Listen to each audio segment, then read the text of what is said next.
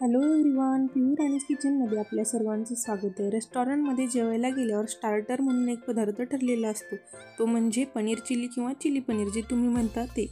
हे जर आपण घरी ट्राय करायचं म्हणलं तर ते पनीर तळताना कढाईमध्ये चिकटून बसतं किंवा ते फ्राय करताना तुटून जातं, असे बरेच प्रॉब्लेम्स येतात.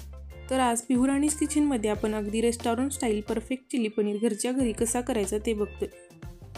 प्रथम आपल्याला पनीर चौकोनी शेपमध्ये व्यवस्थित कट करून घ्यायचे. नंतर एका बाउलमध्ये पनीरची कट केलेली तुकडे टाकून त्यावरती आपल्याला कॉर्नफ्लॉवर टाकायचं आहे. त्यानंतर आपल्याला त्यावरती लाल मिर्च पावडर आणि चवीनुसार मीठ टाकायचं आहे.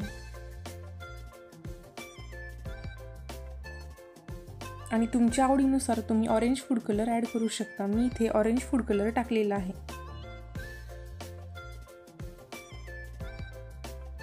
आणि आता हे सर्व व्यवस्थित मिक्स करून घ्यायचं आहे. कॉर्नफ्लॉवरची कोटिंग पनीरच्या प्रत्येक तुकड्याला लागली पाहिजे, त्यामुळे टॉस करून मिक्स करून घ्या.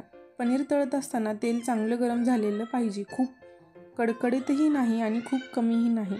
हळूहळू व्यवस्थित पनीरचे तुकडे तेलात टाकायचे, जास्त हलवायचंही नाही. रेस्टॉरंटच्या स्टार्टरचा आनंद आता घर बसल्या घेण्यासाठी ही चिली पनीरची रेसिपी घरी नक्कीच एकदा ट्राय करा आणि कमेंट करून नक्की सांगा. तुम्ही पाहू शकता मस्त असं पनीर तळून रेडी आहे. आता एका पॅनमध्ये 1 चमचा तेल टाकायचं आहे आणि गॅस हाय फ्लेमवरती ठेवायचा आहे. आणि त्यात कांदा आणि शिमला मिरची टाकून हाय फ्लेमवर फ्राय करायचं आहे, ज्यामुळे स्मोकी फ्लेवर आपल्या पनीरला येईल.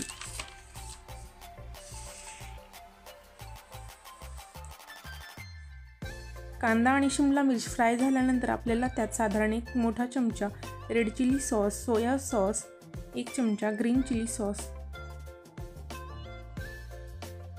व त्यानंतर पनीर चिली मसाला टाकून मस्त असं परतून घ्यायचे. त्यानंतर त्यात 1 चमचा टोमॅटो सॉस टाकायचा आहे व त्यात तळून घेतलेलं पनीर टाकून व्यवस्थित मिक्स करून घ्यायचे.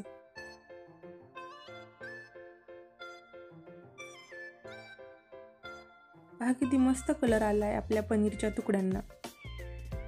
पनीर परतून घेऊन 1 मोठा चमचा कॉर्नफ्लॉवरची स्लरी टाकायचा आहे आणि हाय फ्लेमवर परतून घ्यायचे. बघा काय मस्त असा रेस्टॉरंटसारखा 1 नंबर आपला चिली पनीर दिसतोय. परफेक्ट रेस्टॉरंट स्टाईल आपला चिली पनीर रेडी आहे. आवडली ना रेसिपी? अहो मग नुसतंच बघताय काय, करा ना लाईक, शेअर आणि सबस्क्राईब.